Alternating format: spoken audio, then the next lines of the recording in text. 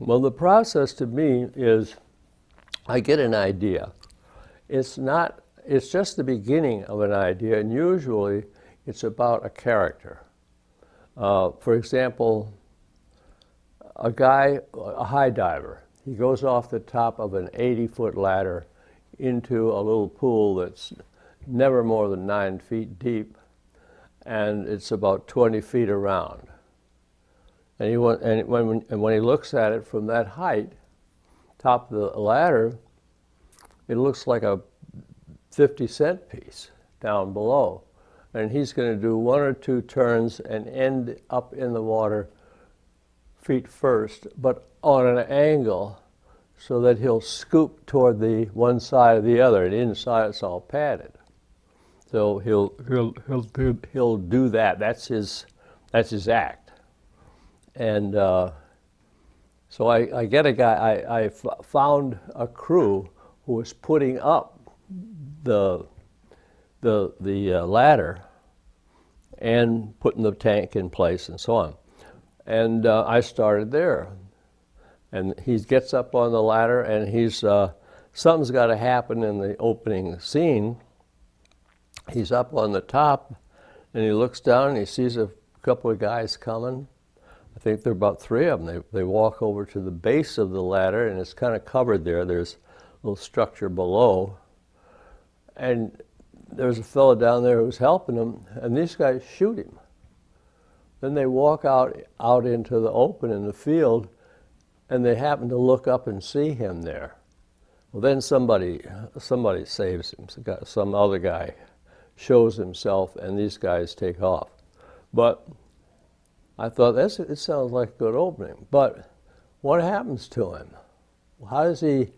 Why is he still diving if he's been diving for quite a while? He's in his late 30s. Why does he still do it? Why doesn't he get into something else? So all of this has to be accounted for, and you have to figure it out, and it becomes part of the story. Who's good in this and who's bad? And that's the fun of it, to just figure out what's going to happen. But I do it as I'm writing, so that I don't stop and try and outline a whole book, because it's a waste of time. Because you're going to get better ideas much later on.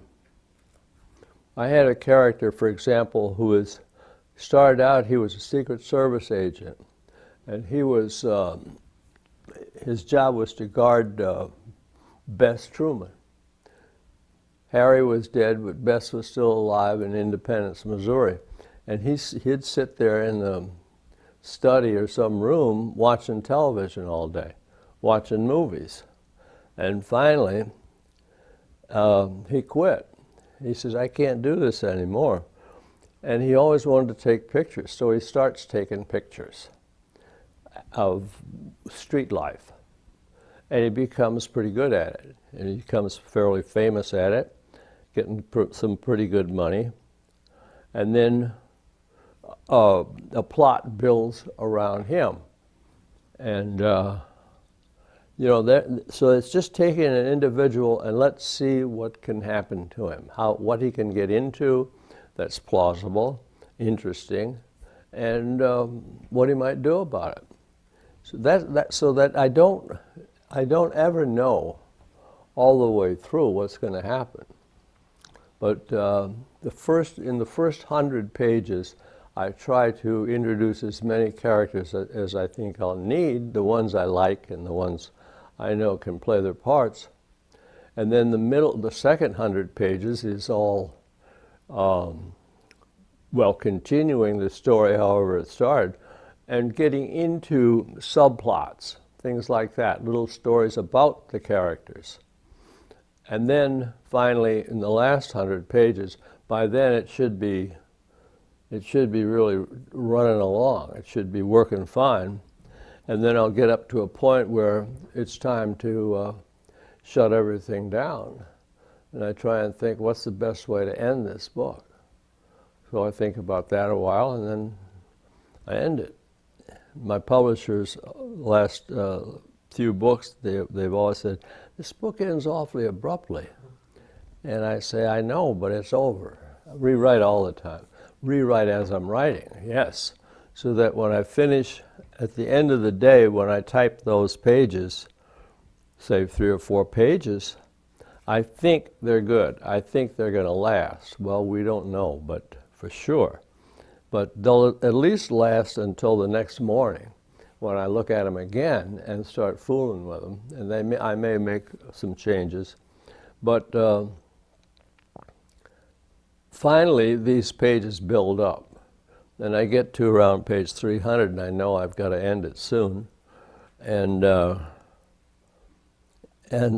so I figure out what kind of ending would work for this particular book. And I've been lucky at it. I mean, I've sold a lot. I've been a bestseller for a number of years.